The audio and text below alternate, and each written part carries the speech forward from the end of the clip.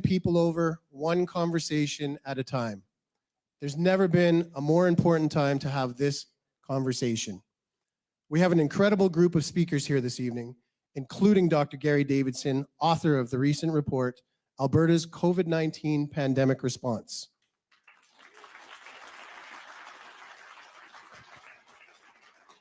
I'd like to thank Premier Danielle Smith for commissioning Dr. Gary and for releasing this report. After viewing the report the first time, I called on Cabinet to immediately pause mRNA injections for healthy children and pregnant women.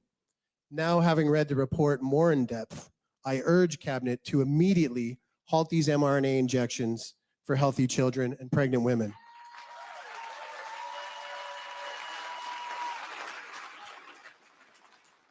I did invite every member of caucus to attend this evening, and I'd like to acknowledge those MLAs who are here tonight.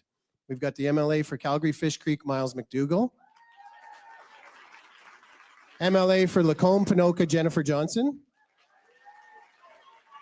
MLA for Bonnyville, Cold Lake, St. Paul, Scott Sear. And MLA for Red Deer South, Mr. Jason Steffen. I'd also like to welcome former MLA for Cypress Medicine Hat, Drew Barnes. To my colleagues, it is so important that we take this conversation back to the legislature, back to the 90% of the other elected members. There are over 140 volunteers that contributed to this night, and I just want to give a quick thank you to all of them, because without all of their hard work and commitment, this event is not happening. So thank you very much.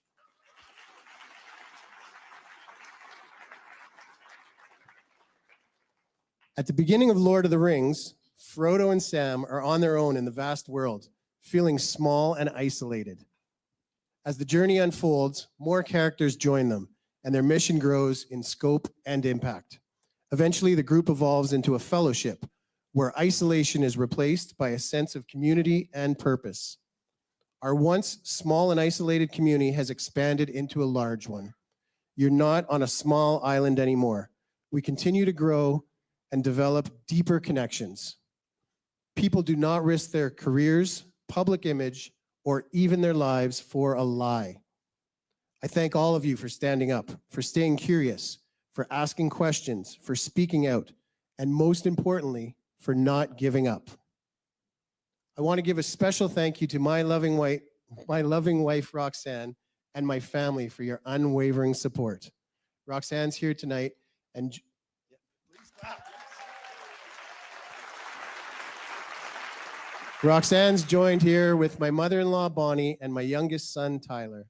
Thank you guys, and I love you so much. Hey, there you are. Before I end, I'm going to introduce a dear friend. But first, I have to make a little mention. Someone's birthday is here, is celebrating a birthday tonight, and he's very happy that 600 people showed up to celebrate. I'm not a great singer, so I'm going to need a lot of help.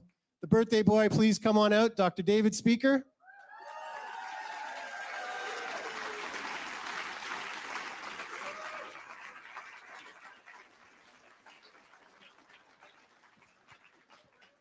Who wants to sing? Ready? Happy birthday to you. Happy birthday to you. Happy birthday, dear David. Happy birthday to you.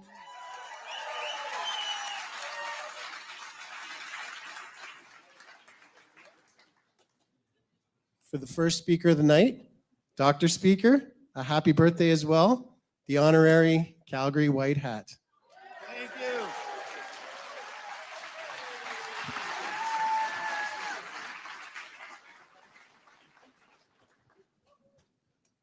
Ladies and gentlemen, I would not be standing here this evening as the MLA for Calgary-Lougheed if it weren't for a number of loyal friends who share the vision for a strong and free Alberta. One of these people I met at the beginning of my journey when my business was shut down and I was looking for other business owners to connect with. He came into my life by no coincidence, and we become great friends, and I think we make a pretty good partnership. He's a freedom fighter with a big heart, a tireless hard worker, and a guy with a whole lot to say.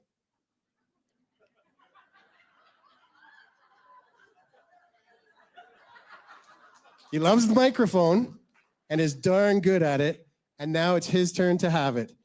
Please join with me to welcome the president of the Calgary-Lougheed UCP Constituency Association and my great friend, Mr. Daryl Comic.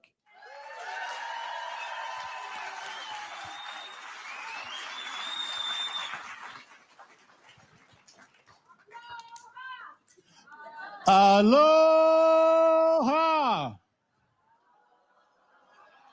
Okay, so a lot of first timers.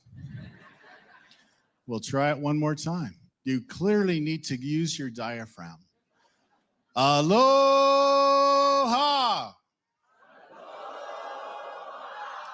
Okay, now you realize there's 26,000 people viewing you live online right now. I'd like to welcome everybody to an Injection of Truth 2.0. Internally, we call it 3.0, but that's another story. Healing humanity. In our opening video today, we had 4 testimonials from 4 amazing Albertans who stepped up and spoke out. You have to realize that this is in direct line with persecution everywhere you go. To speak the truth is unpopular, particularly when the truth is not the narrative of mainstream media or the federal government. You're not surprised I'm saying that, for those of you who know me, because I say it all the time. But what you have to know is healing is more important than being mad. And I've been mad, I've been angry, I've been upset.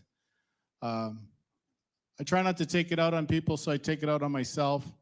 But we got to get to a point of healing humanity, and that's where today's theme comes in. We have 140 volunteers who made tonight possible. Let's give them a big round of applause.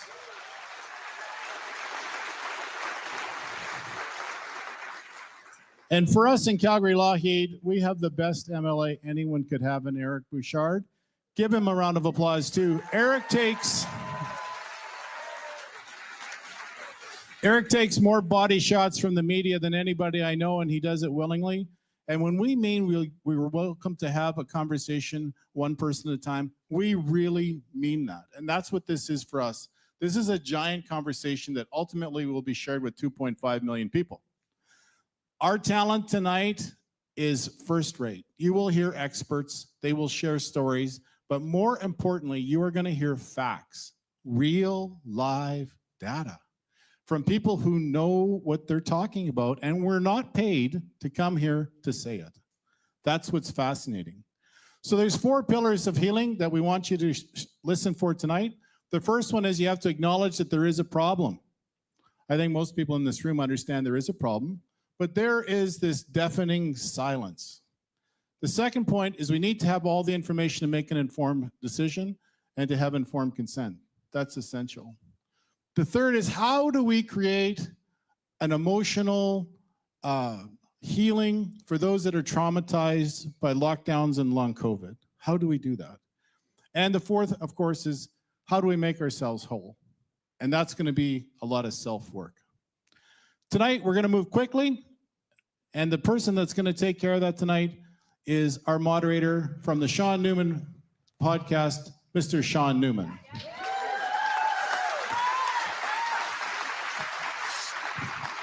Thanks, Daryl. Thank you. I keep getting notes thrown at me here as I come walking out. So before I forget, no filming or any cameras while speakers are on stage, okay, folks? That's been security's #1 thing they've told me 6 times, so I'm going to make sure I don't forget it. And the first go around we did this, it went a long time for anyone sitting in the stands. If you're online, you can go to the bathroom, et cetera, stretch your legs whenever you want. So close to the 8 o'clock hour, depending how we do with keeping the time, we're going to take a 10-minute break. So just so everybody's aware, that's going to be coming. Now, good evening. I'm excited to be here. I'm excited to be back. I'm excited to get asked back to an Injection of Truth Healing of Humanity Town Hall. My name is Sean Newman. I host the Sean Newman podcast right here in Alberta. And I'll be your MC for tonight. I first want to start with, I think it's pretty cool what Daryl and Eric Just a touch nervous. Come on, folks, we got a packed house here. It's an honor for them to ask me again. Honestly, somebody said, oh, you drove in a long ways, 5 hours from Lloydminster. I'm like, are you kidding me? Wouldn't miss this. You know?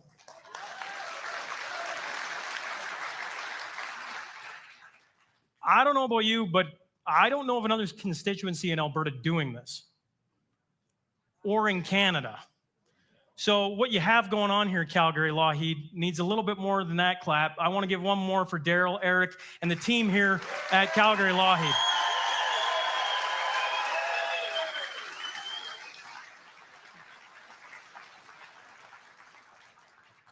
Now, to any cabinet members here tonight or watching online, you're about to hear undeniable evidence from some of the most qualified voices in our country and abroad.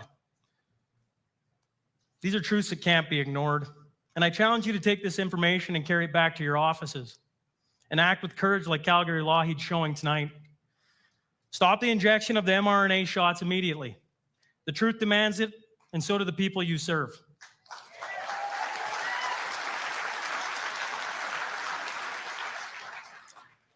And I know everybody's excited to get the speakers, but if I have 30 more seconds. Earlier this year, I came across a quote that hits where I am on my journey today. It said, God doesn't call the qualified, he qualifies the called. And I can safely say when I started this podcast back in 2019, I wasn't thinking about here. But the conversations, the stories, and the truths that I've uncovered has led me here to stand in front of you tonight. And while that quote rings true for me, I can tell you I got to sit with Danae Marincourt and Dr. Martin today, and I was sitting there just like, this is something, you know? And they're going to be speaking to you tonight, and I just like, Calgary Lougheed has brought in the qualified. As Ayn Rand once said, the truth is not for all men, but only for those who seek it. And tonight you're going to hear from those who have sought it relentlessly. And with that, let's introduce our first speaker. First speaker is a Canadian molecular virologist and clinical epidemiologist with over 20 years of experience in infectious diseases, diagnostics, and surveillance. He's earned his PhD in virology from Griffith University in Australia. He gained international attention in 2023 for his research with DNA contamination in Pfizer and Moderna mRNA COVID-19 vaccines, pointing to high levels of plasmid DNA in the presence of an SV40 promoter enhancer in Pfizer's vaccine. Please give a warm welcome to Dr. David Speaker.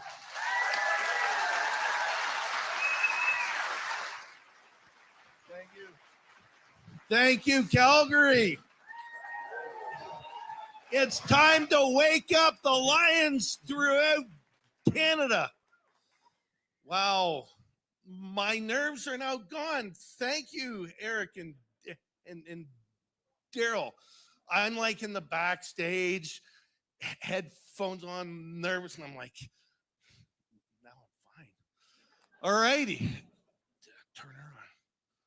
Wow. So we've all been told by our government's Health Canada these things. The vaccines are safe and effective.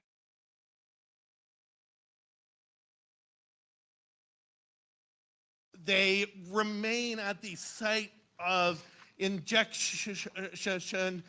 It just contains mRNA, no DNA, no SV40. It's the genetic material won't enter the nucleus. It's simple, not bioactive, and they don't cause increased cancer. Well, if we look at an early interview with Dr. Tina Hinshaw and Dr. Rillo, they were asked about the whole biodistribution thing at a town hall, and responded, Ed, when the mRNA, along with all other intermuscular vaccines, are injected into the arm, the vaccine and the cells remain at the site of injection. There is no evidence, and we would not expect that the vaccine itself or any of the components would make it into the breast milk. Let's look at what the science actually says. I'm a scientist, I'm about facts. So up here, we know in mouse studies, the mRNA vaccines will cross the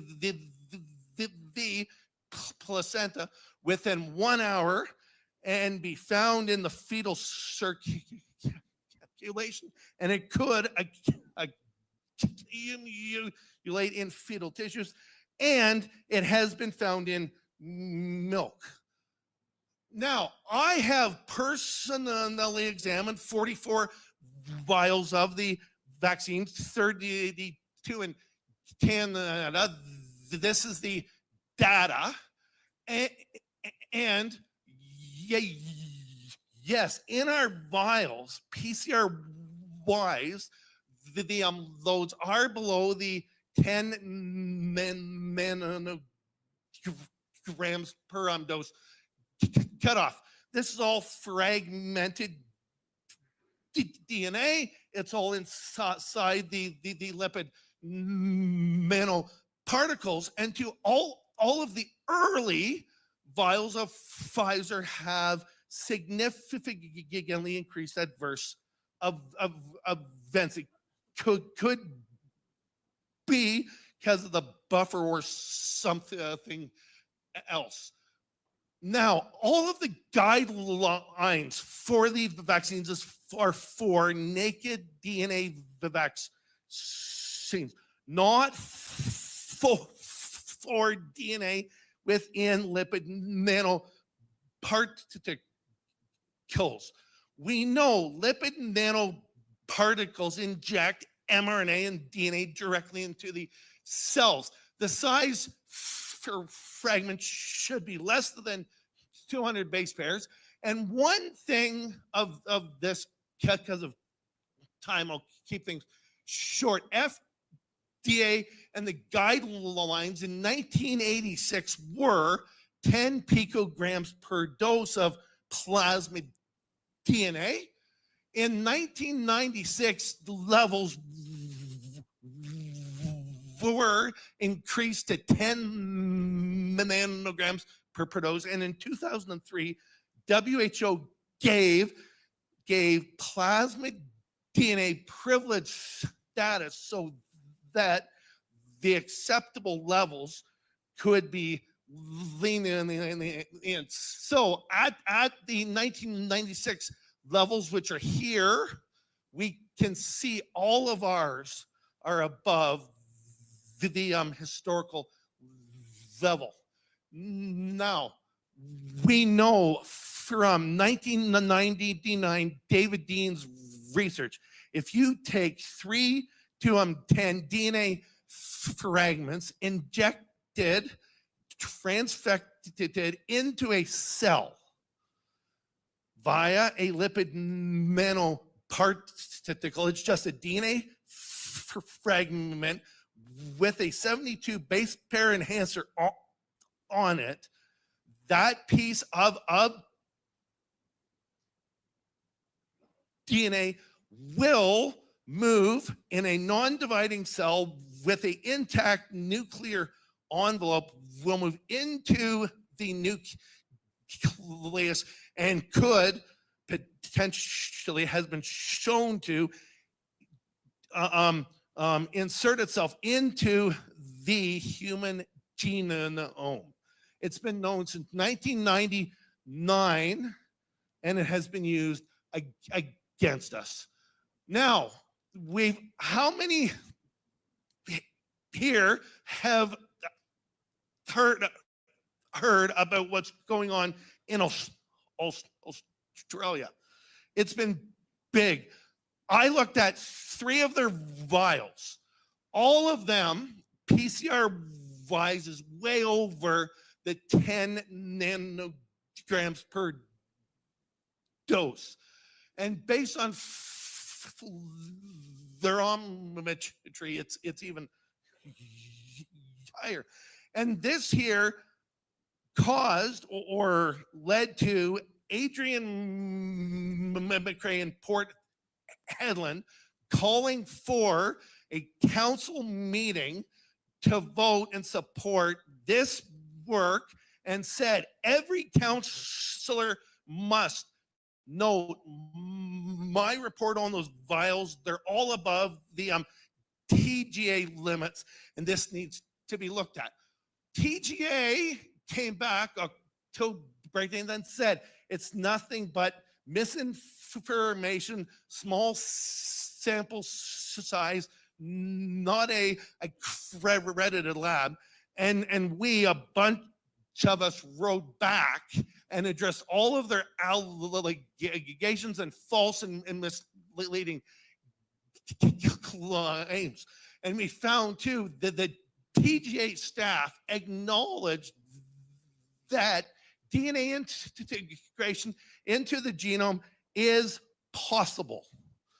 The TGA knows that the SVV40 enhancer promoter in the Pfizer vaccine can drag DNA into the nucleus of the cells, and it was not disclosed to any of the regulators. The TGA's response was a one-page. We gave 14 pages of facts back. So where's their facts? I would like to see them, because I haven't.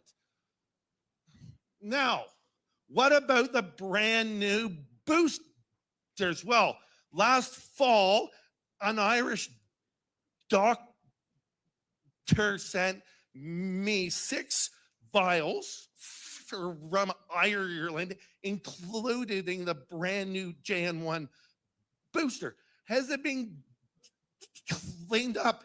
Is it any better? Pfizer has been pushed on this thing of DNA SV40 for the past 2 years. I tested the vials. It's a plug and play plasmid system, which is a round DNA ring, and the part you want in, you shove in. You don't want it, change it to something else. SV40 is still there. The DNA is still way above the limits. This is the 10 nanogram. On the left is a linear scale for visualization. On the right is in log, which most scientists would use. This is the historical DNA from the 1980s. This is the current one. This is all for naked DNA, not DNA in a lipid nanoparticle, and it's all above. I looked at as well 2 new Canadian vials I picked up. They're just as bad across the whole board. Now, so if we compare the Irish versus the Canadian, Australians are still up. It's there. Now, red is spike, ori is blue, green is the SV40. It's 3 parts on the plasmid. Depending on which part you test for, you get a different response based on the way that plasmid was digested. So sometimes spikes higher or he's down, SV40 is up. Still there, still bad. It's not been changed, and these things should be pulled off the market. DNA in the shots is not the only harmful thing. The LNPs and the spike are both toxic. There is N1 methyl uridine in there. It's a plastic-like RNA. It's also cancer causing it causes ribosomal frame shifting, which means the spike itself is not always full intact in there. Sometimes it's short pieces, half, sometimes it's full like, and that makes a off-target immune response, which none of us really want. There's lipid adducts, there's double-stranded RNA, DNA, RNA hybrids. The more ways we look at these vaccines, the more ways we find in which these can cause harm. Now, well, what about if this is passed on to our kids? I am and my team just getting ethics approval to compare sperm cells in both vaxxed and unvaxxed to see, is this being passed on to our offspring or is it not? If it is, and it's in a sperm cell, if that cell makes an egg, well, meets a egg, makes a offspring, every cell in that body has the code to make spike. Will it? We don't know. I don't think in our lifetime we'll see the full extent of the harms caused by these vaccines. Therefore, as you've all known, seen the Davidson report, I and Dr. Dole were a co-author on this, and so it called for a government investigation as to what occurred in the pandemic, what info did the government know. We need a return to evidence-based science, evidence-based healthcare, and not narrative pushing healthcare.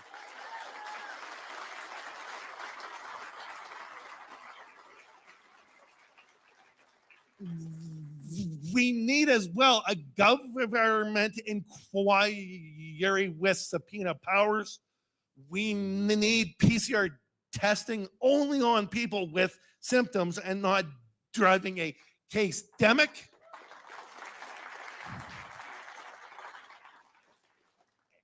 And open information, open informed consent. Our mainstream media has not argued against us with facts. I've heard nothing of facts from Timothy Caulfield, AMA, nothing. All they come up with are cartoons like this that shows us as a monster. And as I say, if they only have ad hominem attacks, you have to own it. I love to fish, and I guess that's me. So you just have to smile and laugh and roll with the punches. Now, on a more serious note, this is what our government agencies have told us. And one thing is for certain, we know they lied.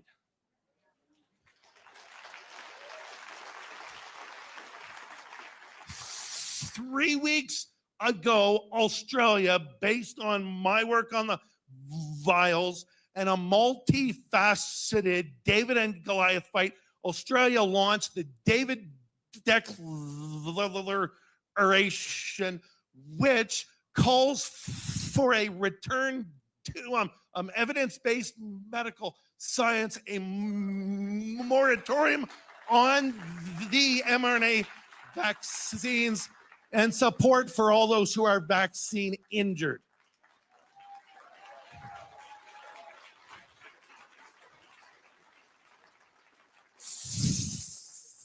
Following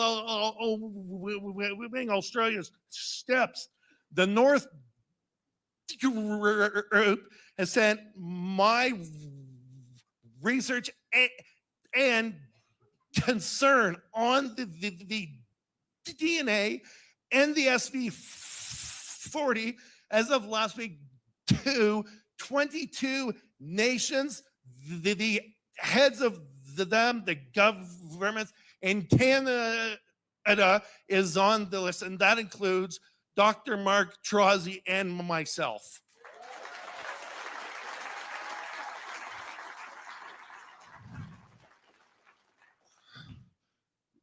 Last month as well, Kevin McKernan, Jessica Rose, myself, Maria Gucci, following Kate Ashby Coppins and Julian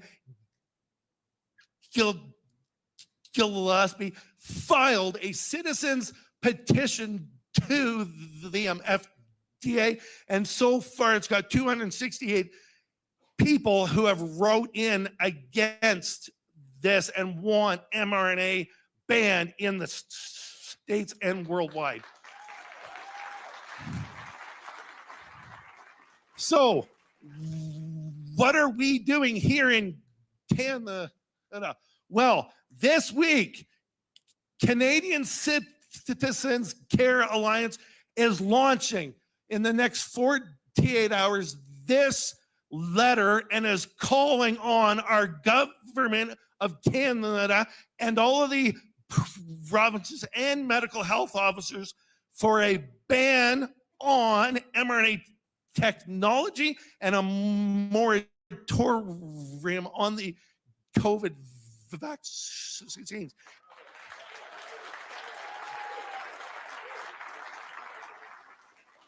The tides are turning and the evidence is piling up and they can't ignore it anymore. So in summary, much of what we have been told is not real. We must follow evidence-based science. We must call for a stop to these shots, a halt on things like gain-of-function research, mRNA technology, and definitely no more gene therapy forced upon people without proper informed consent.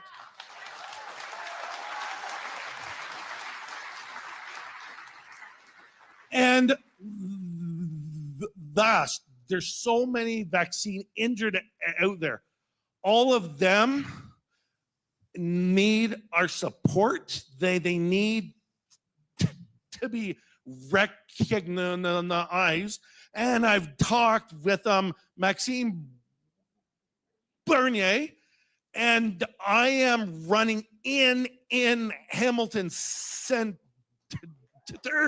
as a PPC candidate, and we will make this a federal election issue in Canada.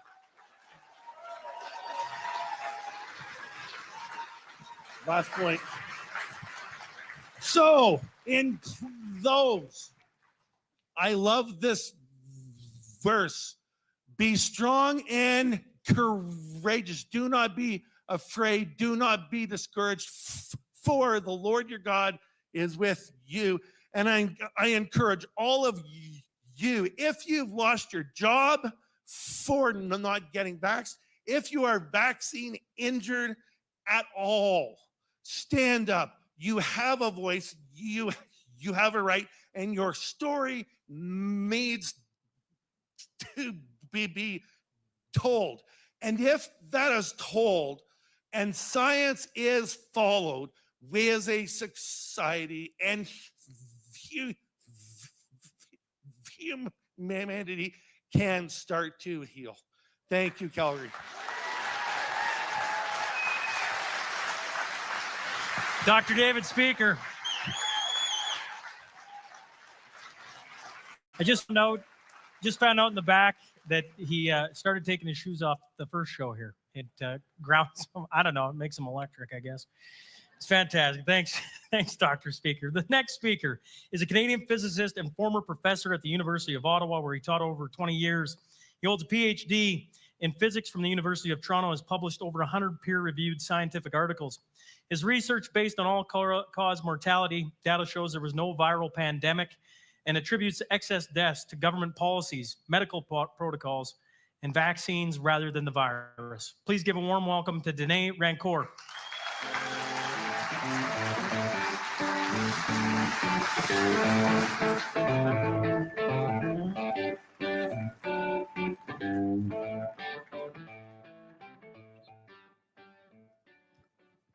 This is going to be difficult. I have to use both hands. And I'm worried about falling off the stage when I look back at my own slides. So here goes. Yeah. That should be on, right? Nothing's happening. Yeah, that's on. All right, first slide, please. Yeah, that's an obvious one. Okay, this is the short title of my presentation, Mortality. And I do forensic epidemiology. That's what I do. I try to get to the bottom of what's happening on the basis of data. Oh, I'm supposed to click, which way do I click? There it is. That's the fancy title of the presentation. And that's your speaker. And this is just to say that I had the occasion to talk with this gentleman, and I had the occasion to, I was able to express some of my more radical ideas, and he was able to hear them. And I think I may have had a small influence on some of his thinking. So I'm very happy about that. And this is the nonprofit organization that I do all my work with, and with various scientists and so on. So all of our research is there. The two main people who have been involved in this presentation and the data that I'll be showing are Marine Baudin and Joseph Hickey. And we have a large website where we have many large reports, hundreds of pages each report. And so far in the COVID area, we have done 24 detailed science reports. Some of them are like 400 pages. Lots of graphs, lots of things. It's just an enormous amount of data, which even government scientists are not looking at, but they should be looking at it because it's very important. And this is a plan of the presentation. Very quickly, I'll talk about Canada, the Canadian data, mortality, and so on. I'll move on to Alberta, and I'll give you some conclusions. And this is the type of data that I've been analyzing. Mortality, so-called COVID death, assigned death due to COVID by the government, various kinds of causes of death, and socioeconomic parameters, that more than 70 of them, to try and understand what's happening at the same time as these excess deaths. And I'll start with Canada, and this is for the international viewers, just to position things. And this is, to start with, someone we all know. Theresa Tam wrote a scientific article in which she claimed, with her co-authors, that they had, by their measures, saved approximately 1 million lives in Canada. And we wrote a paper. This is graphs on the paper here. I think my laser pointer should be working. There it is. Okay, now we're at the next graph. Okay, hang on. Well, okay, so we wrote a paper showing that Theresa Tam's conclusions are complete fabulation. There is no way that they averted 1 million deaths. That would be equivalent to a world war in Canada on Canadian soil. So it's just crazy. That is nonsense right there. And we proved that mathematically. And so now this is the kind of data that I'm going to be telling you about. It's mortality data. So we're just counting deaths. It's something all countries do. They do it very well. You know when someone dies, how old they were, where they died, and on a per week basis, you look at this all-cause mortality, and this is for some of the large provinces in Canada, and you see that it has a seasonal pattern up and down. There are more deaths in the winter, and guess what? Scientists don't really know in detail why that is. Okay, there's a lot of conflicting theories and so on, but that is still something that is not completely understood. These dashed lines here are, these dashed lines represent the declared start of the COVID pandemic, so-called pandemic. That's the declared end of the pandemic. Right after the start of the pandemic, there was this huge peak in excess mortality that is in some provinces, Ontario and Quebec especially, but it did not occur in Alberta. And whoops, what was that? This is the Canadian data, but now on a per age group basis. So older people die more. You can see that here. And I'm trying to flip to the next slide. This is to show that we've studied all these socioeconomic parameters with very sophisticated statistical techniques to look at correlations and things like that to understand we're trying to understand. We're doing forensics. We're trying to see what's going on. This is to show that in Quebec, there was this huge peak of mortality. Whoops. Oh, I see what I did. I advanced the slide instead of pointing. And now I'm trying to get back. And it's not going back to where I was. There it is. Someone's helping me out there. Okay, so this is Quebec. Montreal had this huge peak of excess mortality. They were killing elderly people in hospitals and care homes. As soon as they announced the beginning of the pandemic, it was like giving a free hand to all these medically eager staff who decided that, you know, there was this pandemic and we have to do something to help them. And the something they did actually killed an awful lot of people.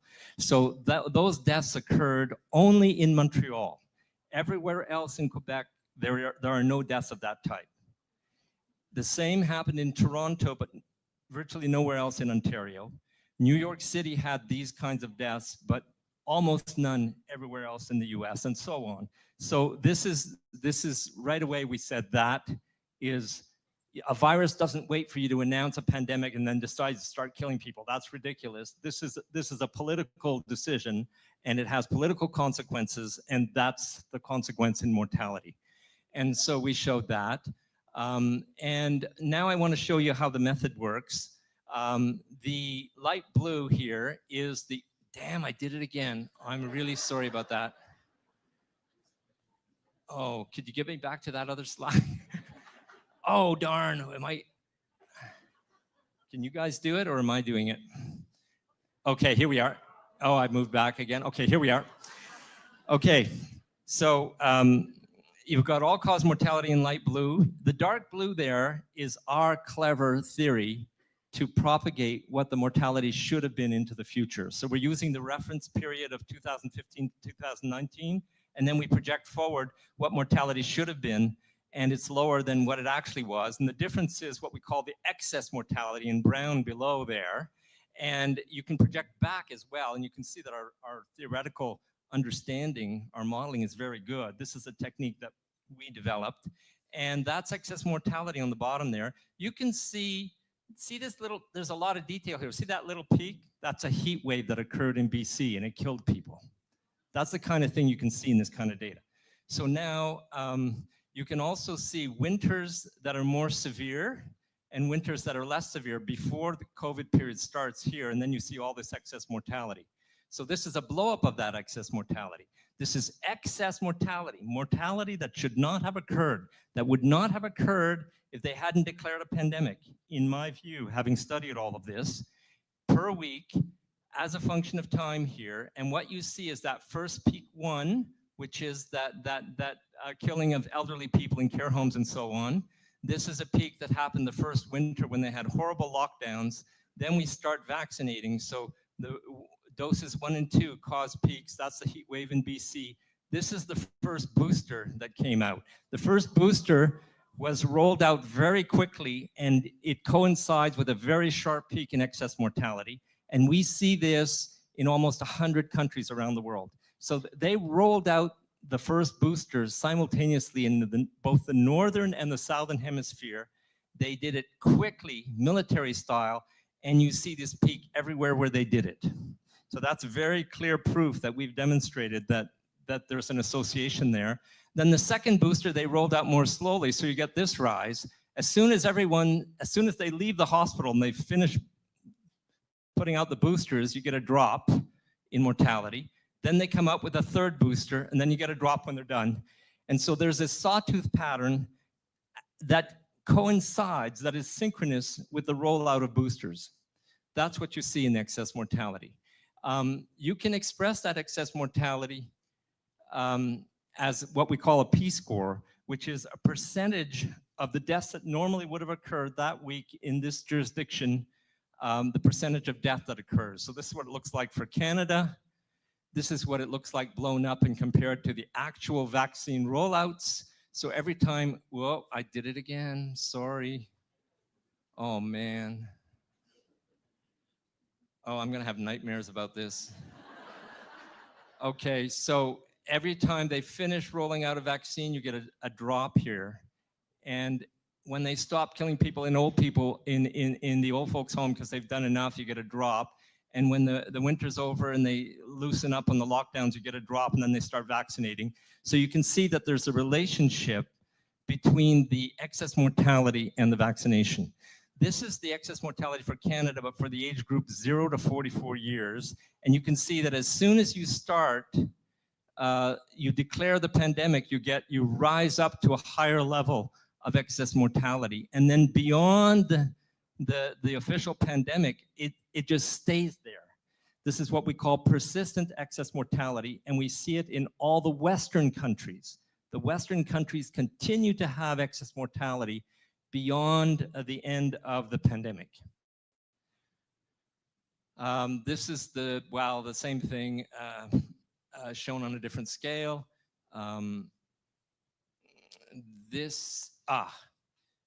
Actually, it wasn't the same thing. It was for the 65 to 84-year-olds.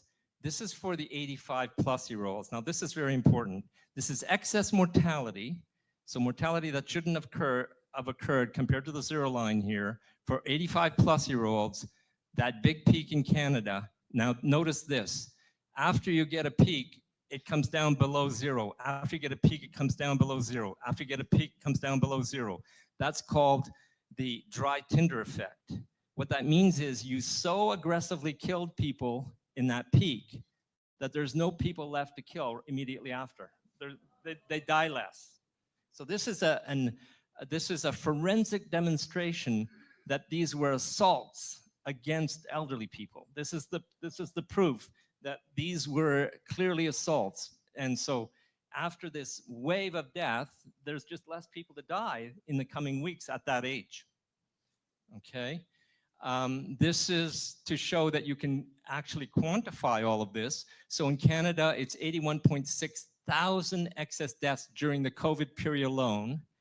And after the COVID period, you continue to have about 26,000 deaths per year of excess mortality. It just continues, okay? We'll do the same thing for Alberta in a minute. Okay, this is a comparison between the all-cause mortality, the excess all-cause mortality and the government claimed COVID deaths in black. And what we see is if you take the difference, they agree when they're saying that these are COVID deaths because they were respiratory deaths because they were elderly people. And when you stress out and assault elderly people, they usually die of respiratory pneumonia. So there's a coincidence there. And then you get a situation over here where this brown line is negative, which means there are far more COVID deaths declared than actual excess mortality. Okay? So they're declaring more COVID deaths. So what that would have to mean, if you want to believe them, is that the COVID is causing the other causes not to cause death. Okay, that's the situation you get in. And then later on, they admit they're not declaring COVID deaths anymore, but you continue to have these spikes in excess mortality that are temporally associated with all the rollouts that just continue. Okay, that's what's going on there. Then you can calculate the number of years of life lost that correspond to this excess mortality. You can do it on a per week basis for males in Canada. You can do it for females in Canada. You can calculate the total. And in Canada, 1.5 million years of life were lost because the government assaulted us. In Alberta alone, 315,000 years of life were lost in the COVID period. In Alberta, the P-score, which is the percent higher death compared to normal, is almost 15%. It is the highest in Canada. No other province has such a high number. So these are these high P-scores for the different provinces. Here's Alberta. Saskatchewan is also high. Newfoundland is also high. All the other provinces are lower. Why is that? Well, let me show you a graph, another graph. This is the GDP per person in the energy and mining sectors for the provinces. And so you have high values for Alberta and Saskatchewan and Netherlands, only those. That's where all the big excess deaths were. You shut down an economy where a lot of people are working and their lives depend on it, and a lot of people die. So now more specifically in Alberta, this is what the by age mortality looks like. This is what it looks like if you normalize it to the number of people in that age. So the older you are, the more chance you have of dying in the coming year. I'm sure you know that, but it actually follows a mathematical law, an exponential law that's been known for about 100 years, and there still is not a good scientific explanation as to why that law and why the doubling time of that death is about 10 years. So just to show you that science doesn't know everything. This is the quantitative method for Alberta. This is what the excess mortality looks like for Alberta. So you notice that there isn't that peak at the beginning. So Alberta did not viciously kill elderly people right when the pandemic was announced, okay? They waited a bit. And in the first winter, they had vicious protocols and lockdowns and everything, and it really was a disaster here, this big peak. This is what it looks like compared to the vaccine rollouts. This is what it looks like compared to Ontario. So Ontario and Alberta can be compared in detail. There's some really important differences. I don't really have time to go through it, but this is the comparison between Ontario and Alberta for the age group 0 to 44-year-olds. And this is where you see that in this age group, the death rate in Alberta is much, much higher than anywhere else in Canada, and Ontario in particular. It can even reach 100% per week during the COVID period. This is now for the 85-plus-year-olds, where you can really compare what was done to the more elderly people. And now I looked at municipalities in Alberta. I quickly looked at mortality in a lot of these municipalities. Well, I did it again. Pointer, there it is. Okay, so I quickly looked at these municipalities, and I found that these three, St. Albert, Spruce Grove, Airdrie, did not experience a pandemic. There was no excess mortality there. So when you live in a nice home in one of these neighborhoods, and you sit and do Zoom calls and order things in and have a nice life, you don't die from this pandemic. The virus doesn't go to your house, okay? Now, this is a comparison between excess mortality by year in Alberta and the declared COVID deaths. So the first slide is for all ages together. The next slide is for 65-plus-year-olds. So you see that in the first 2 years of the declared pandemic, there's agreement between what I'll call respiratory deaths, what they're calling COVID deaths, and the total excess mortality. Then if you go to younger age groups, you see that there's a lot of causes of death other than COVID necessarily. And if you go to the really young age groups, like 18 to 44-year-olds, there's virtually no declared COVID deaths, according to the government, yet a huge death rate for these young people, 1,000 deaths per year extra that should not have occurred. If you go down to even the 0 to 17-year-olds, you still have about 100 extra deaths per year that you shouldn't have, that cannot be due to COVID. according to the government's own data. So what is causing these deaths? That's the question. So I want to just pause and read this very important statement. One of the greatest medical researchers in the modern era was a Canadian. His name was Dr. Hans Seeley. He worked at McGill University in Montreal. He is the father of the scientific study of psychological and biological stress. He won every prize you can win in his area except the Nobel Prize. And he said this about death.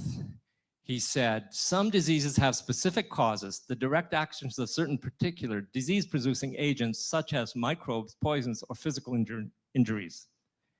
Many more diseases are not caused by any one thing in particular.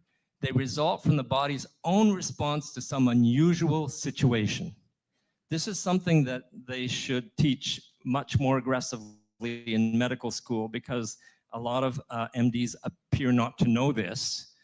It's very important. So now let's look at causes of death with an eye to Hans Seeley's work. And so I just picked some here. We've got heart attacks, diabetes deaths, you fall, you injure yourself and it causes death, alcoholic liver disease. Alcoholic liver disease shoots up at the pandemic for the 18 to 44-year-olds. It also goes up for these not so young people. Heart attacks go way up for the 45 to 64-year-olds and so on.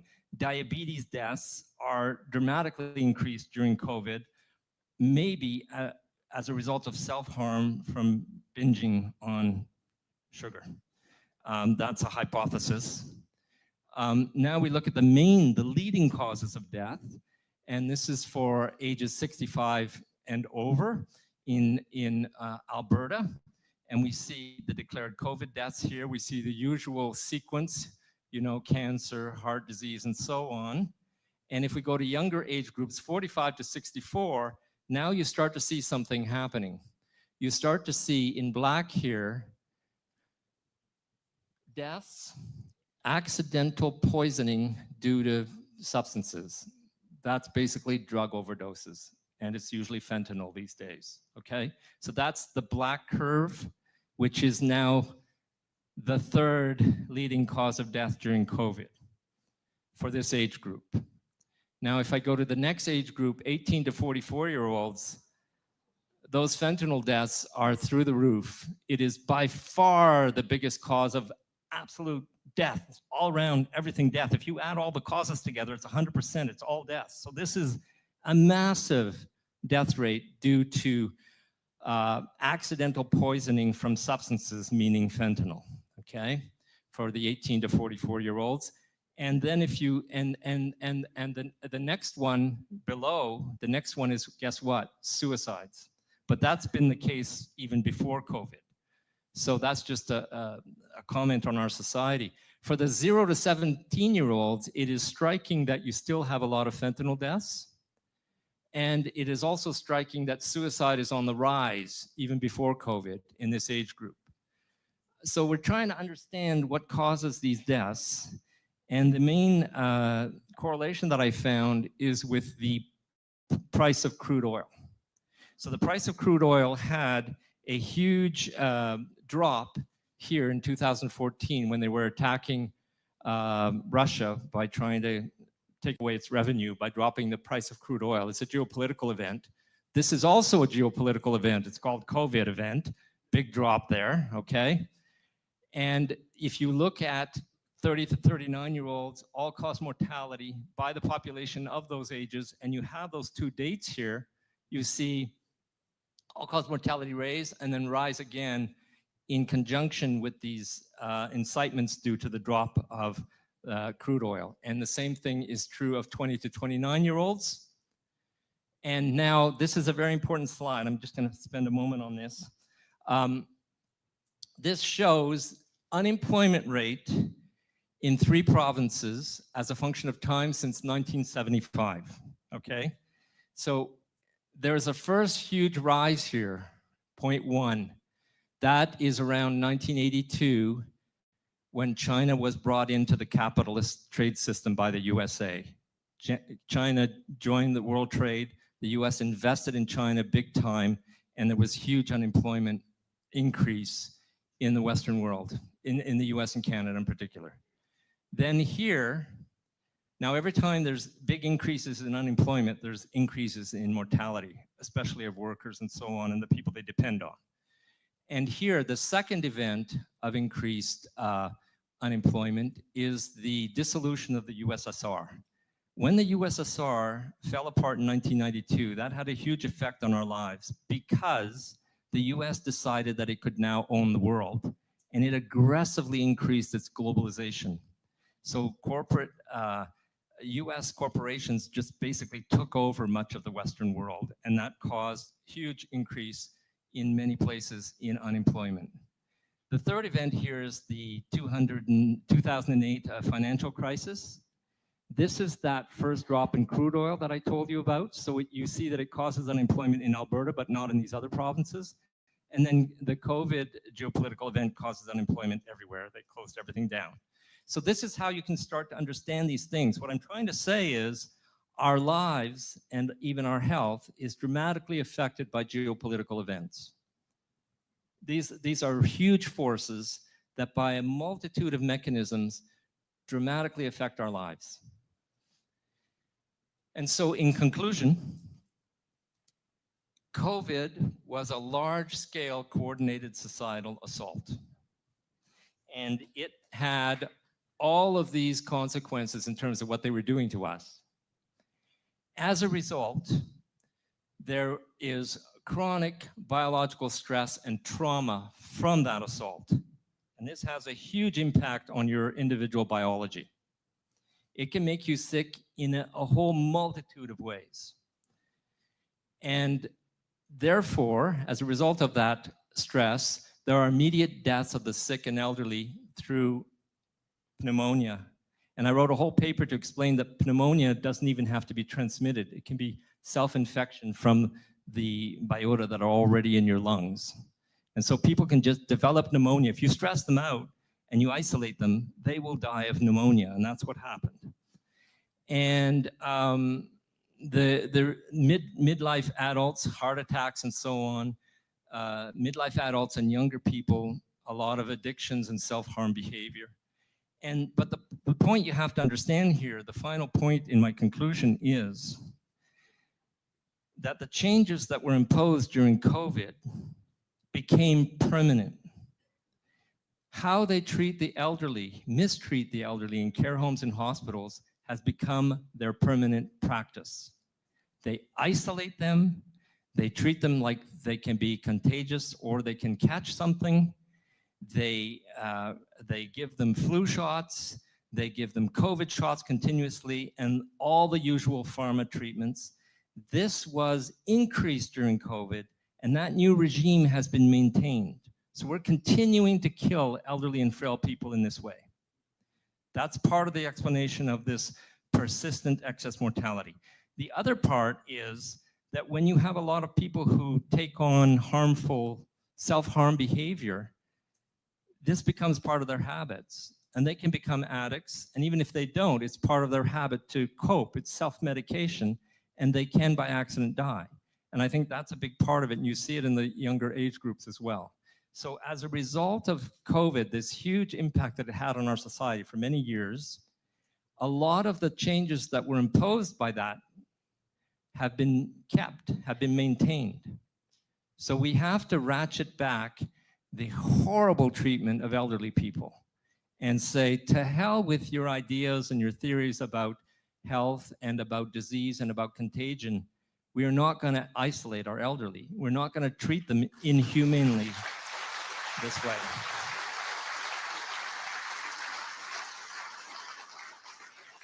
So that's one of the main conclusions here.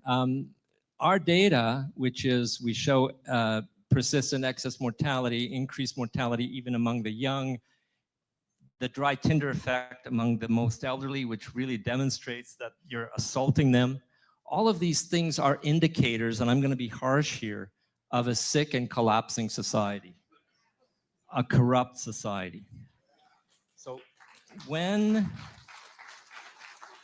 when you cannot, when your infant mortality is increasing, when you're killing the elderly, when you're being cruel, when you're creating conditions to the point where people start looking for escape and self-harm behaviors, then you have a sick and corrupt society. It's corrupt because all the institutions are participating in it. The people who want to make profit are participating in that. So that is the main conclusion. Regarding healing, well, I would say the answer is solidarity, community, social links, so that's support. Becoming political, I don't have to tell you in Alberta about that. That's influence.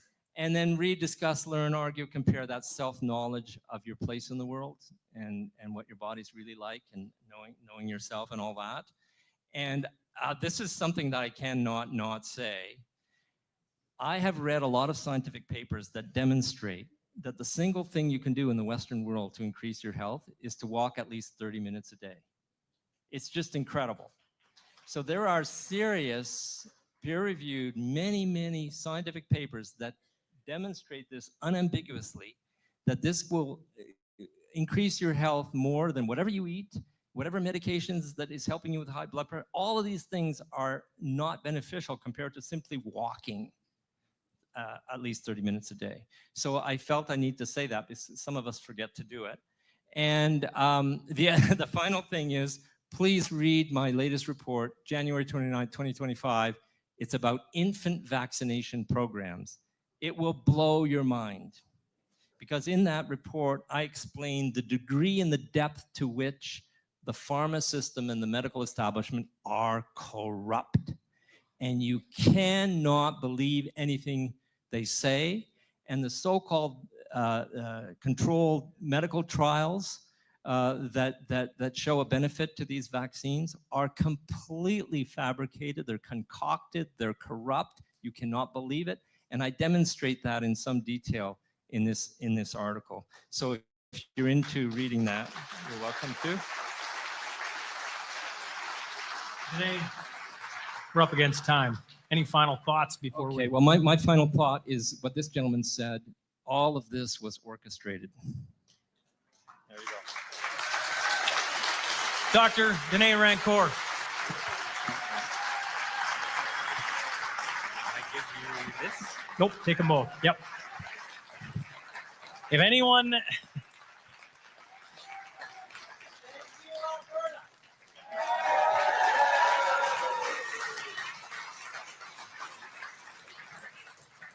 To the people online, he just said thank you to Alberta. You know, I was talking to Dene in the back, and you know, he was like, I feel like he felt like I was giving a rough time. I'm like, holy man, you got 71 slides. How are you going to get through that?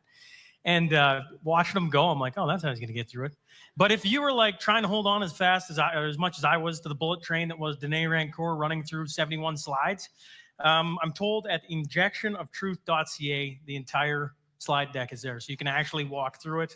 And yes. Now, next, he's a Canadian emergency room physician who worked for 16 years at the Red Deer Regional Hospital, where he served as chief of emergency medicine for the Central Zone and head of the emergency department from 2016 to 2020. He holds the title of associate clinical professor at the University of Alberta, and he led Alberta's COVID-19 pandemic response data review task force, which examined the pandemic's health data. His report released earlier this year and recommended against the use of COVID-19 vaccines, citing concerns over safety and efficacy, and has called for a public inquiry into the province's pandemic management. Please welcome Dr. Gary Davidson.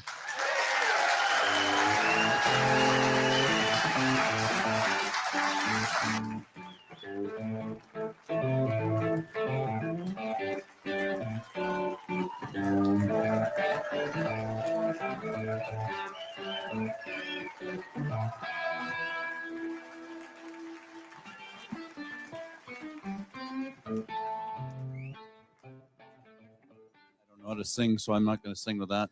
Thanks, you guys, but I'm in a church behind a pulpit with a mic. I'm going to have an altar call at the end here. You've heard a lot of information, Dr. Rancourt and Dr. Speaker, and you're going to hear from Dr. Bridle later, and then some others you've heard before. when we were doing our report, we had the opportunity to talk to all these guys, some of them more than others. And I can tell you that they're the smartest people I know in what they're working on. And it was a real privilege to work with them, and their information is in our report. And I can never give it as well as they did, so I'm not going to try. I had the privilege of being asked to write a report for the Premier to look at the information and data used in Alberta's response to COVID-19. And it's not an inquiry, it's not a witch hunt, it's just a review of the data used. So where did the data come from? So we had some criteria, where did it come from, who resourced it, who gave it to us, who analyzed it, who applied it, how was it applied? And did it work the way we thought it would? Or do we have any recommendations to do it differently or different later? And so that's what we did. We sat down and inside of that parameter, we looked at 9 specific areas of our response to see if we looked at it that way, what results do we come up with? So we looked first governance and data flow. And I know most of you have seen the report, and it's probably, yeah, there's the front page. And so I'm not going to go through it because you can read it. It's only 259 pages, and there's a lot of reasons. I don't understand why you're laughing. I had to read it about 100 times, so you guys can read it once. So yeah, it's a little heavy. But you know, the first one is, how did it happen? How was it set up? What are the structures needed for the data to flow the way it did? Where was the data coming from? Who's using it? Where did, you know, how'd that all work?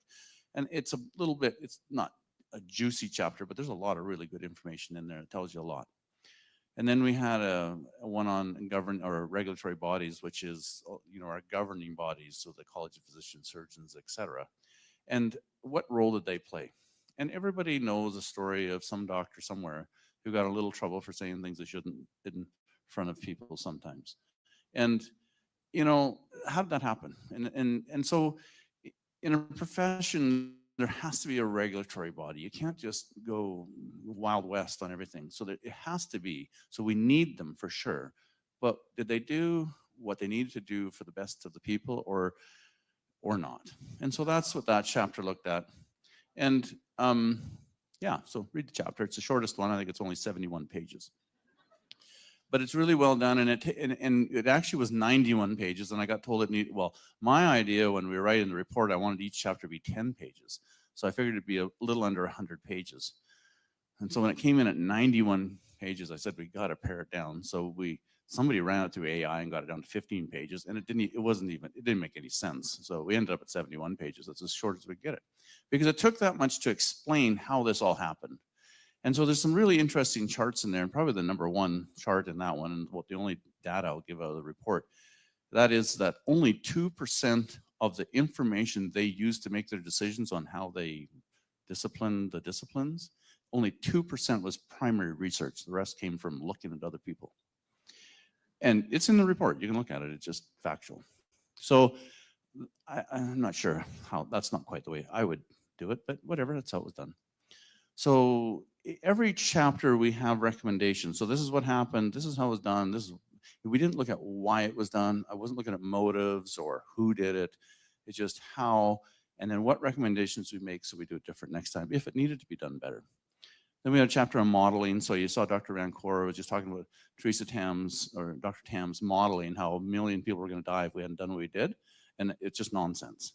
And it's right up there with there's going to be no polar bears by 2012. Remember that was said in 2000? Yeah, same model of modeling. So but modeling, it is hard to be too critical of modeling because it's like a weather forecast 2 years ahead. You know, I have no idea if it's going to rain on Saturday 2 years from now. So I understand, we'll give them some grace, but when it looks like you say one thing all the time, then you start to question their motives, and that was part of that. Then there was testing, and we had some pretty amazing people. I think Dr. Speaker helped us in that chapter quite heavily, and just, you know, world-class people helping us on this stuff. And recommendations, you know, was the testing used right? All that. I always forget a chapter every time I do this. Not the one I wrote, but somebody else's, and I really apologize. And it's a different chapter every time. That's a good part, so nobody feels left out. But then we had natural immunity, or there's no real such thing. Well, there is natural immunity, but we mean infection-acquired immunity. So you got COVID, and now you're immune, or are you? And so we did quite a bit of work on that. And Dr. Ryle and Dr. Speaker both helped a bit in that, or a lot in that.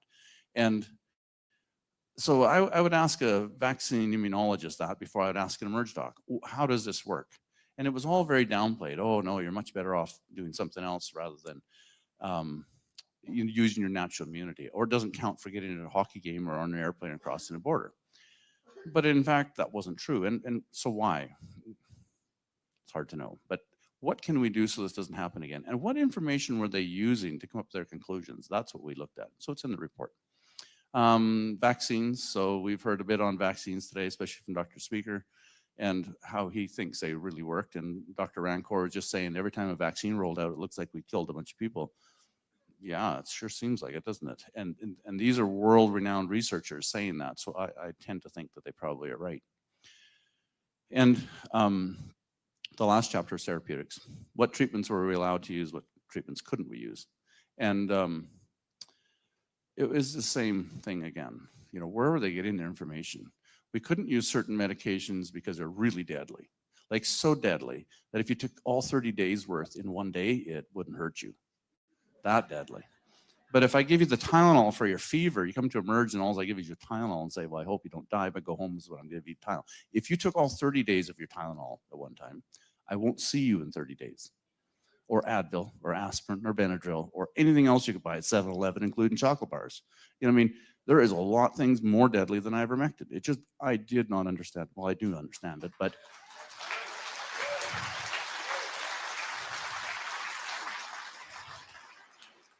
so I prescribed ivermectin hundreds of times, and I wasn't giving people horse paste. I was prescribing it from pharmacies, and we prescribed it all across Western Canada, and we had it FedExed them if we needed to, and it worked very well. And I didn't get anybody that clogged up the emergency department, as the Rolling Stone magazine said happened in Oklahoma, which was a completely fabricated article. But again, people listened to this, and then the media would play it over and over. So then we looked at medications we were told to use. And it's like, wow, like one that was brought out for AIDS in the 80s that killed too many people, so they quit using it. Then it resurrected, somehow good for COVID. But then they used the licensee's brochure, it's like their sales brochure, to tell you it's okay. It's like, that was confusing. So we just showed it. We just showed the information. We weren't telling motives. We weren't telling why, just this is what happened and this is how it happened. And so one of our big recommendations is we need to find out why. And that would be an inquiry. That's where you get lawyers and judges and subpoenas, and you got to show up and tell the truth. And that probably would be a good idea, because it'd be interesting to know why.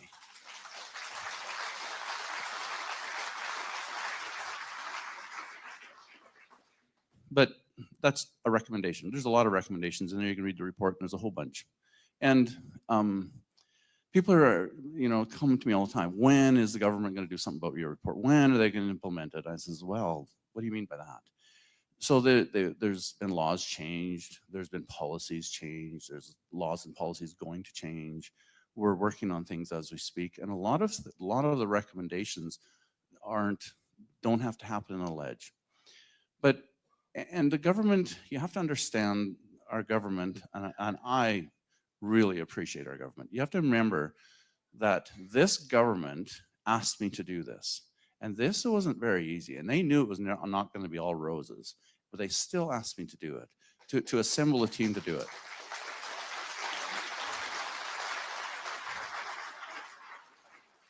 So before you get too hard on them, remember they're the only ones that have done it so far at all that I can see anywhere. So remember that part, that they did it. And you have to remember that not everybody agrees with it. And so it takes a little while for everybody to digest it and figure out what we're going to do with it. So we have to understand that. It's a big ship, about 5 million people, and you can't just turn it on a dime. You can't change everything overnight. And you can't just throw everything out and start over. It'd be pure chaos. We don't want that either. So we have to understand that, to some degree, that we have to have a little patience. It's good to keep talking about it and pressuring it, and like this, sharing about it. I think that's really important. And I'm not downplaying that. But we have to understand that they're still governing all 5 million people, and they don't all agree with us. And we have to work with everybody. So Yes, yes, they are. So I appreciate that, but we have to understand how it works. Moral of the story is, I wrote the report, I handed it to them, they get to implement it the best they know how. And it's good to keep on it. But I'm going to tell you that really the problem we had wasn't COVID, and it wasn't a vaccine, and it wasn't lockdowns, and it wasn't masks, and it wasn't all the things we thought ruined our lives. The problem is it happened because we let it happen. And you can blame the government, and we can pitch to change the government if you really feel obliged. It's not going to help the problem. We're just going to have a different government, same problem. So whose problem is that? That's our problem. And so why did it happen? It happened because, well, it was a difficult choice sometimes to do what was right at all costs. And not everybody is able to. I can imagine probably most people in this room probably did, if you're here. Not everybody, and some people maybe saw it later, and that's amazing. But we weren't willing to sacrifice what we thought was really important to us for what we knew was right. But we're asking the government to do it right now, at all costs, just do what's right. But then did we? Did I do the right thing all the time? And I'll tell you a little story. We before COVID came to Alberta officially, it was coming out, and I was reading everything. I peer reviewed for a journal for a number of years, so I know how to read a medical journal and know when it's full of baloney and when it's not, and a few things like that. And so I was reading this stuff, and it's like, man, it's just really troubling. This is a lot of nonsense and very little science, and there's some real bad stuff going on. And not only that, there's some medications that look like they help. You have to remember that ivermectin, hydroxy, and all those things were studied against SARS-CoV-1 like almost 10 years before. So it's not like we just dreamt it up in one afternoon. We knew this stuff, and it's like, well, let's do this. Let's get on this, and let's treat people. And I started to have a lot of questions about it, about our approach to it, about the fear was just amazing. How can we be gripped by the fear? Why were we susceptible to the fear? And that's a real question. Because if you're susceptible to fear, that means you don't have any faith. You can't have both. You have one or the other in an area. So it means we didn't have much faith. And we didn't have much faith in our government often. And we all feel like that. But how about personally? How about what was our lives grounded on? So as we went through 2020, and that nothing happened. I shouldn't say nothing happened. The emergency department where I worked went down 30%. We had 30% less visits that year than the years before. And I'm thinking, where's this thing? Like, where's this thing coming? So we actually had to let one doc go home every day because we didn't have enough work. And so I was thinking there's something not quite right. And then 2020, we started watching this vaccine get developed, and I'm reading the stuff, and I'm reading Pfizer's data, and I think there's huge problems with it. They didn't vaccinate, in the study, they didn't vaccinate anybody under 18, anybody over 65, anybody sick, or anybody's pregnant. Wow, that's nobody that needs it. That made no sense. So, and then when that stuff was released, there's 44,000 people in the study, 22 in each arm, and there was more people that died in the vaccinated arm than the non-vaccinated arm. You're done. Any vaccine, because we don't know what the side effects will be. So if the all-cause mortality in the vaccinated arm is higher, in any vaccine study, we're done. So that was one thing. And I was like, wow. Well, turns out 272 girls did get pregnant after they got vaccinated in the follow-up period, and they lost 88.7% of charts. They didn't lose 88% of everybody else's charts. Why did they lose their charts? What happened to those girls? Where'd they go? That was weird. And it's not like they're old and should have died and we just lost them to follow-up. They should have been fine. But they didn't lose 38 charts. And out of those 32 charts, sorry, there was one normal birth. That's not a good number. I don't care what vaccine you're doing. And I had that in 2020. And I printed it off at work, and I highlighted it, and I'm showing people, and I got in trouble for causing vaccine hesitancy. I'm like, no, I just think this is not a good idea. We need to talk about this. And I thought, okay, there's something really bad, because everybody should say, whoa, stop. Why aren't we? And so in 21, when it became apparent that sooner than later, I wasn't gonna have a job if I wasn't gonna take this vaccine, you could just feel the pressure coming. We actually snuck across the border, and I can't tell you how, but we drove. And thanks to my wife, actually. She phoned the American border every day for a week. Okay, what if you do this? Can we get across? No, you can't. What if we do that? No, you can't. What if he has a doctor's appointment? No, you can't. What if he's a doctor? I don't care. we did find a way, and we won't tell you how, but it had something to do with mine farm equipment in the States, and farmers could do anything. So that afternoon I packed up my truck and I drove to the border as fast as I can. We asked him if he was still on duty, and he said, I'll be there before you quit. So I zoomed to the border, and I get there with all my paperwork, that showing that I owned the farm, I owned the truck that I was driving. I had an order of something I'd ordered in the States, and I get there. Well, that was actually pretty funny. I was really nervous because I thought I'm going to jail somewhere. And finally this really nice border agent, American border agent, calls me. They'd made me go in, and she calls me up and said, your Nexus card's expired. It's, oh, my wife put the wrong one in my passport. And she said, did she dress you? Like, what does your wife have to do with this? And then this guy behind her said, you're a complete nutcase to even try this. And it was the guy she'd been phoning all week. Anyway, he says, see you later, have a good trip. He thought it was funny. Anyway, we got across the border. That was one of 5 times we snuck across the border. We did it every way, anyway, and anytime we could. It was just, anyway, it was a challenge. But the moral of the story is we went down in March 21. Dr. McCullough had testified before the Senate, March 11, 12. And so I watched this, and he said, if you do this and don't lock down, we can drop your hospitalizations by 85% in 4 weeks. And I thought, I'd like to see this. Because we just locked down, if you remember, in December 2020. For Christmas and all that stuff, and I didn't think it really did anything. So we went down there. We were in Texas, driving and flying and in the mall and wherever we wanted to be, in the restaurants, and people wore masks if they felt, or they didn't, and nobody cared. And I'm watching the dashboard on, the Texas government dashboard, and I'm watching the hospitalizations drop. They dropped by 89% actually in 4 weeks, not 85. So he actually underestimated. And I'm thinking, we're done. Like, quit all this nonsense. It doesn't have any impact because these people are doing whatever they want. There's no lockdown. I'm here. Trust me, it's not happening. We drove across the border April 9th, 2021 as we got locked down. As we were driving into Cardston, it was on the radio, we got locked down. It's like, come on, you guys. Anyway, got me in a little trouble. But I'll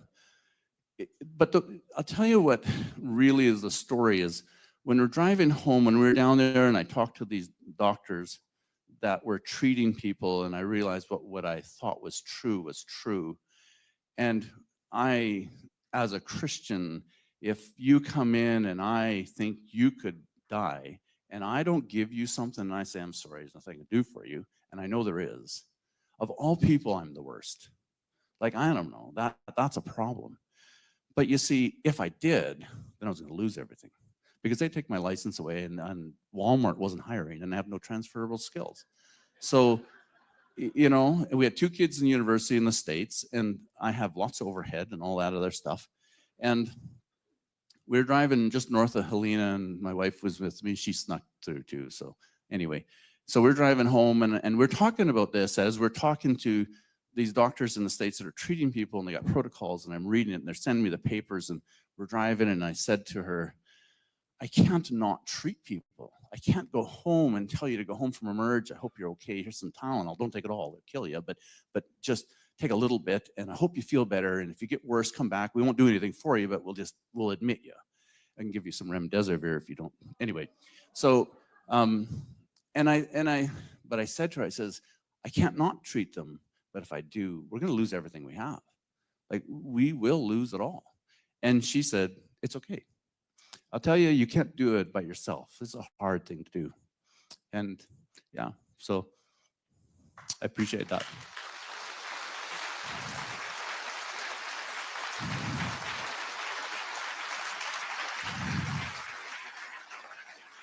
So we drove across the border, and Jason Kenney was on the radio locking us down before we got to Cardston, and then we promptly drove to another minister's office that we knew quite well, and we sat in his office for 2 hours. Said, "What are you guys doing? Like, I'll fly you guys to Texas. Let's go look. Like, promise you, I was there." And it just wouldn't happen. And I talked to everybody I could, a number of ministers and everybody I could, and we just never got any traction. So I started treating people. First person I treated was really, really sick.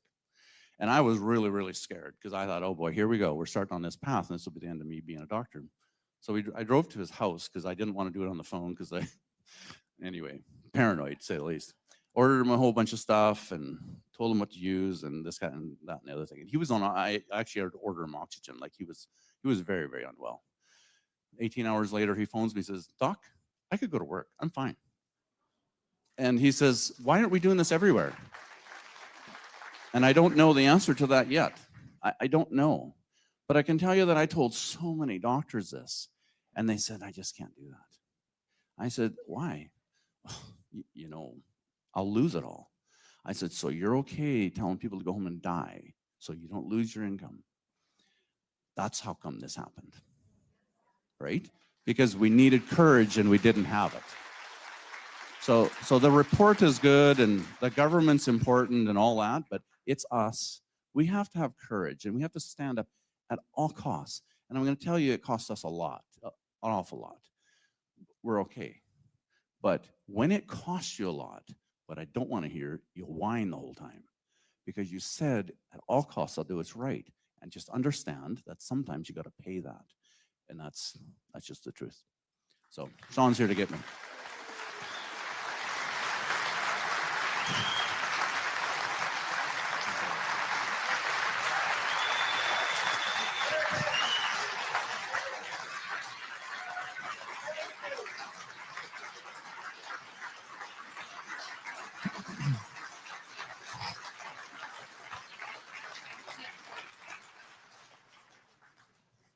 I got to interview Dr. Davidson. I was mad at myself after because I lost my temper, but it wasn't with him. It was the report as you read it, you know, and he jokes about 250 some odd pages. If you're Albertan, heck, if you're Canadian, you should go give that document a read. Because in the first, I forget what it is, 25 pages, it just talks about how AHS wouldn't give him any data. Like, what the heck are we doing? And, you know, I showed my frustration, not with his work or any of these wonderful scientists, doctors' work, but more on our government. And I was just told, you know, you want to push it forward on an inquiry because I think that's where we all got to at the end of that report. Calgary, Lougheed, Bonnyville, Cold Lake, St. Paul have a motion going forward for all the UCP constituency associations to call for a judicial inquiry to support the Davidson report. They need 26 constituencies to push it along. Maybe we'll get an inquiry, and then maybe they can't run and hide. So I would say if you're watching online and you're wondering how you get your constituency to do something that can move this forward, if you're sitting in this audience, when I hear that number, I go, 26, that's it? We should have that by the end of the week.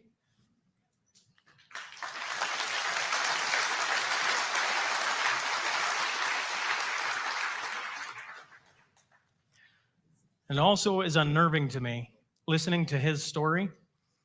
And he doesn't want to say it, but he goes across the U.S. border. And I'm like, what a wild thing we live through. Where he'll sit up here and say that, and you go, I wonder if he's going to jail for that. We all chuckle about it, but not that long ago. Right? We didn't talk about it. We got one speaker and then we're left, and then we're going to take a 10-minute break, okay? He's a Canadian viral immunologist and associate professor in the Department of Pathobiology at the University of Guelph. He has a PhD in immunology from the University of Guelph and a postdoctoral training in oncologic. Oh, that's bad. You can correct me, Byram. Immunotherapy at McMaster University. He's authored over 100 peer-reviewed scientific papers. Please welcome Byron Bridle. Dr. Byron Bridle.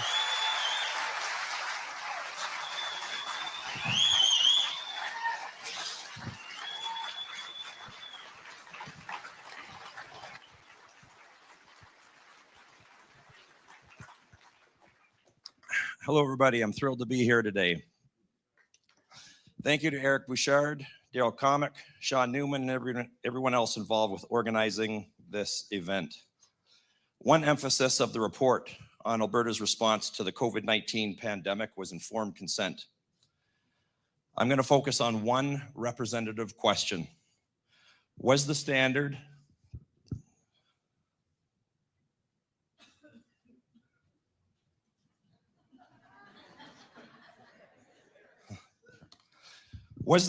for informed consent met when COVID-19 shots were administered to pregnant and breastfeeding mothers? Upon my Bible, I swear to tell the truth, the whole truth, and nothing but the truth, so help me God.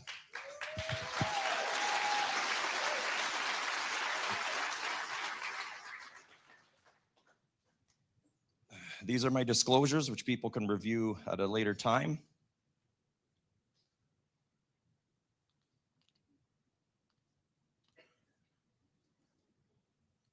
I'm just going to say next slide, okay?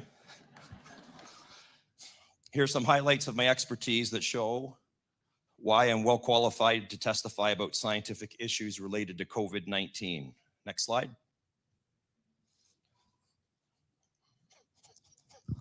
If we are going to question informed consent, then we need to know what the standard for informed consent is. The Alberta Medical Association defers to the definition in a document entitled Consent, a Guide for Canadian Physicians.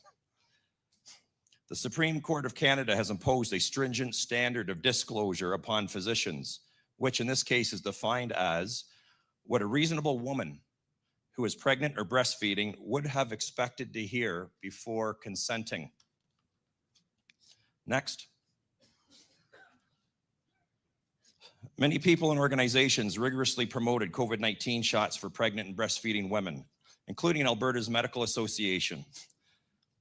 The Alberta Medical Association guaranteed the safety and effectiveness of shots in this demographic. Laughably, they also suggested that having concerns about the COVID-19 shots was okay.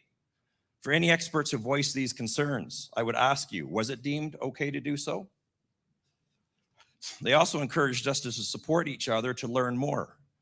Was censorship of those with dissenting views the best way to support learning more? Next.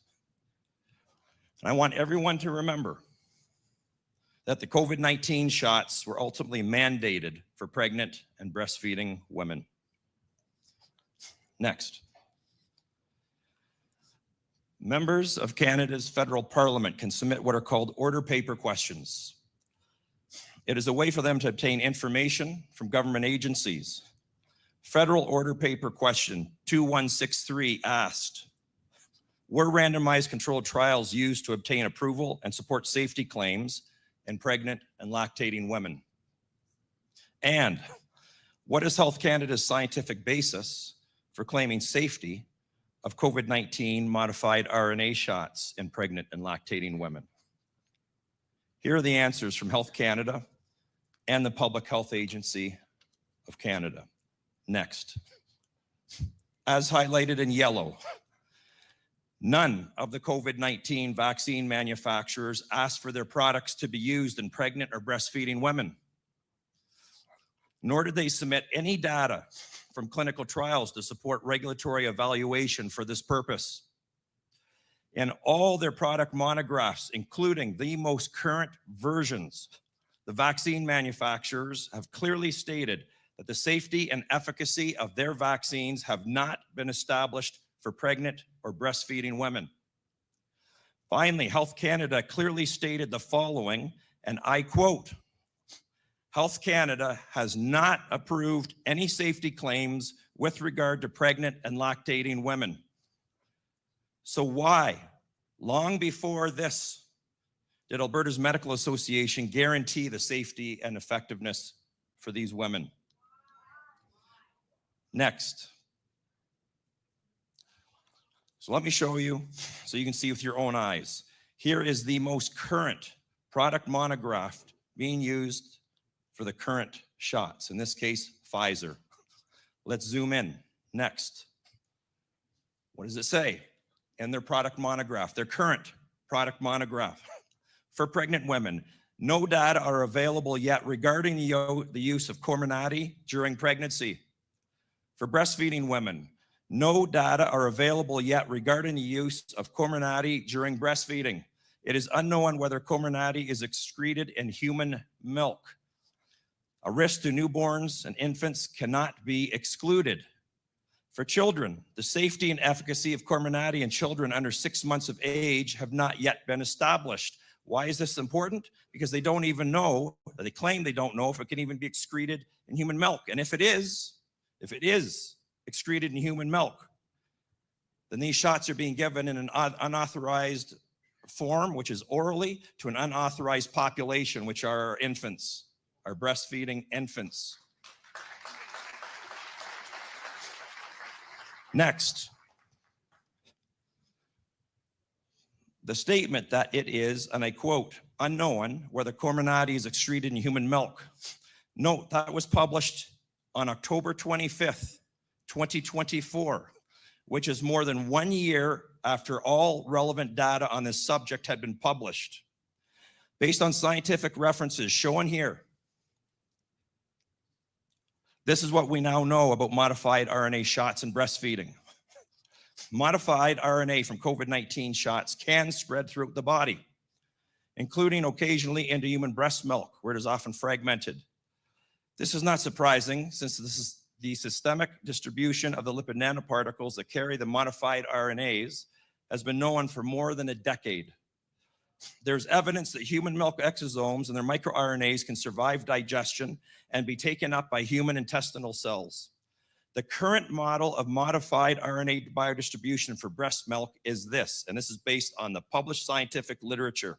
Lipid nanoparticles carrying the modified RNA systemically diffuse to mammary glands through the blood and lymphatic vessels.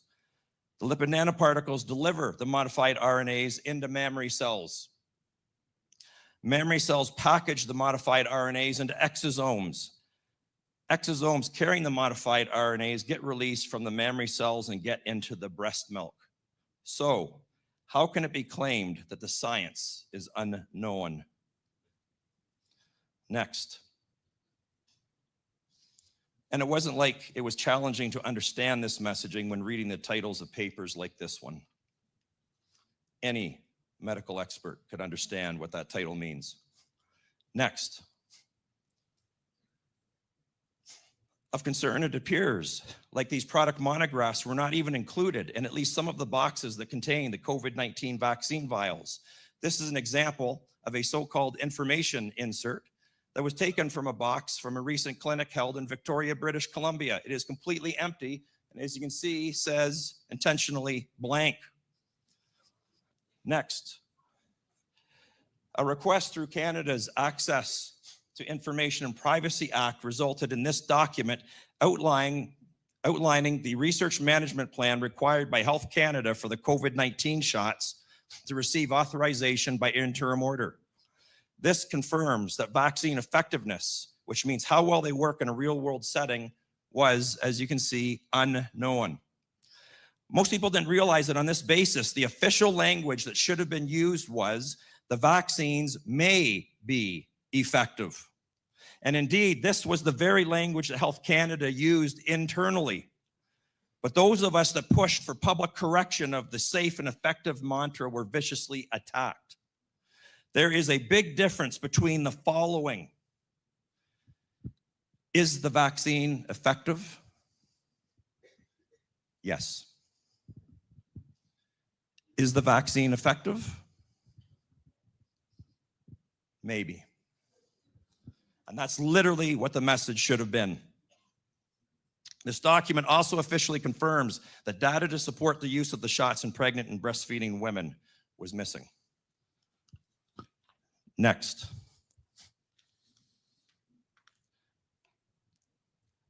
This documentation also revealed that Health Canada was investigating reports from around the world about pregnant or breastfeeding women who had inadvertently received the shots during early rollouts. Most people have never seen this information before. These data suggest that in breastfeeding moms who had inadvertently received the shots, 21% of their suckling infants had clinical issues, and 25% of the moms had lactation issues. At the same point in time, I publicly reported similar but less concerning data that I had found in the United States Public Vaccine Safety Database. And the response for me was a global defamation campaign. Next. And if after this we overlay the failure to acknowledge the validity of naturally acquired immunity as a form of immunity in pregnant breastfeeding women, it makes this evidence against proper informed consent even more egregious. There are now more than 108 published peer-reviewed scientific papers demonstrating the superiority of naturally acquired immunity against SARS coronavirus 2. Next. So here are the hard questions that demand answers. The Supreme Court of Canada says the standard for informed consent is to be measured by what a reasonably thinking pregnant or breastfeeding woman would have expected to hear before consenting. Would a pregnant or breastfeeding mom have reasonably expected disclosure that, and I quote, Health Canada has not approved any safety claims with regard to pregnant lactating women, or that the manufacturers never asked for their shots to be given to these women,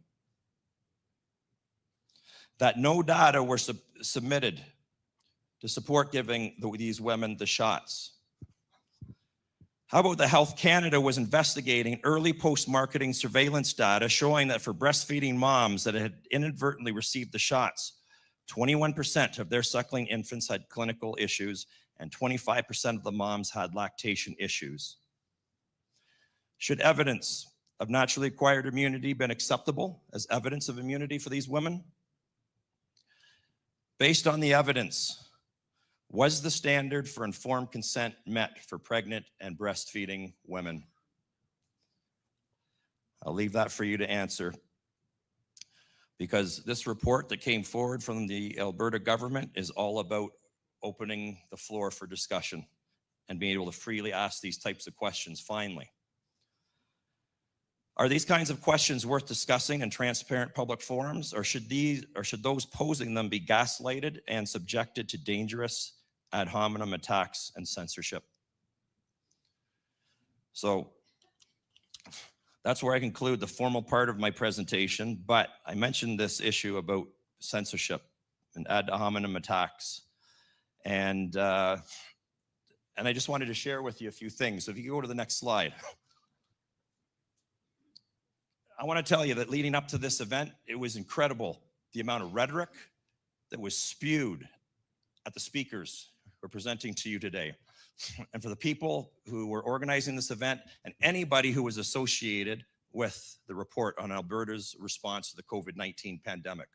It was nothing but rhetoric and ad hominem attacks. I saw no scientific evidence ever in any of these things. Here's examples here. The group run out of Alberta, Science Up First. They claim to be experts in combating health misinformation.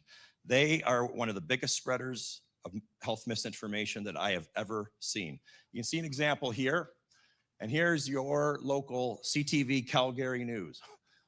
For example, look at what they both reported.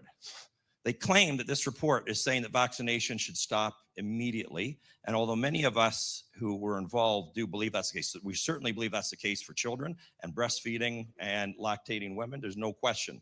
But when it comes to, especially beyond the children and these women, you know, adults can make their own decisions, you know, and what we're pushing for is fully informed consent. That's what we really want to push for, is fully informed consent. And we did not actually say that for everybody just immediately stop and don't make these vaccines available anymore.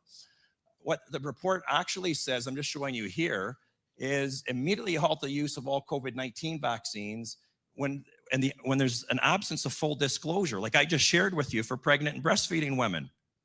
In other words, make sure there's full disclosure so people can actually make properly informed decisions. If these are great products, people are welcome to take them if they choose to. Yet the media outlets lied about that. Next slide. And this was already shown to you, right?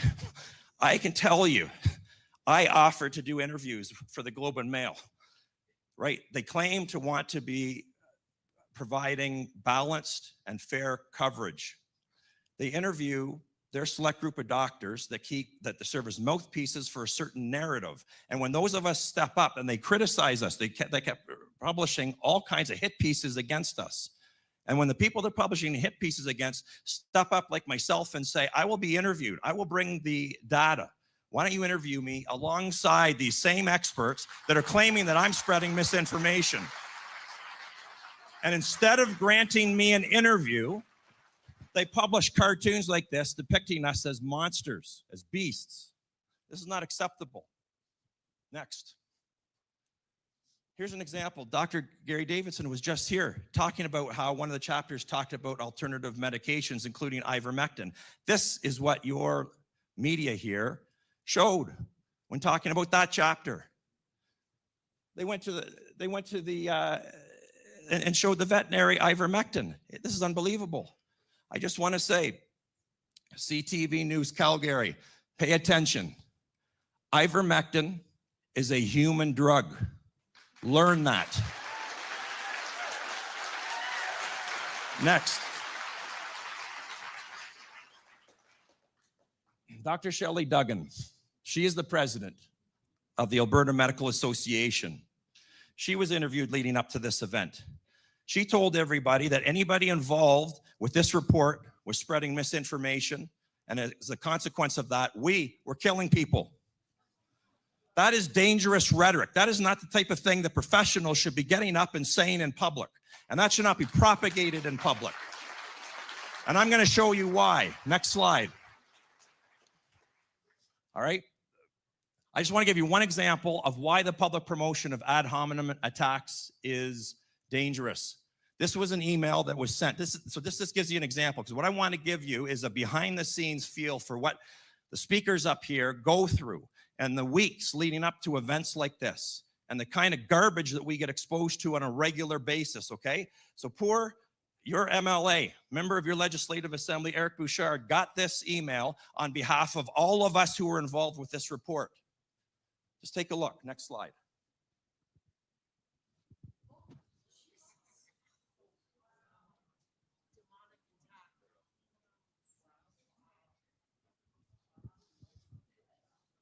Next slide, please. Okay, so I just want to say I have submitted for consideration by Alberta's cabinet. It's the cabinet's got to take responsibility for these things, right? And I've put forward 11 formal suggestions for how they can move forward, okay? But I just want to address this last piece for a little bit, because for all those who accuse us of spreading misinformation and destroying our careers and causing people to threaten us like this, people don't have to realize we've had to have heightened security at this event and the related events related directly to this one here as a result of people like the president of the Alberta Medical Association promoting that kind of dangerous rhetoric, okay? It's not acceptable. But to those who keep accusing us of spreading misinformation, how can you dare accuse us of spreading misinformation when we keep showing you the facts? We're showing you the truth, the bare bones truth. We're showing you documentation from Health Canada and the vaccine manufacturers themselves. All we're saying is we are posing questions, and the doors need to be open for discussions. Come to the table and discuss the science with us. If you think we're spreading misinformation, you are all invited to this event here. Members of Science Up First, the members of the Alberta Medical Association, et cetera. They refuse to show up. They keep refusing to show up and coming to the table. Show up at the table, be mature, stop the ad hominem attacks, stop the rhetoric. It's dangerous. We will not return wrong with wrong. We will not treat you the way you treat us. We will sit at the table and we will keep speaking the truth until you show up with your data and show that we are wrong, because we are not. Thank you very much.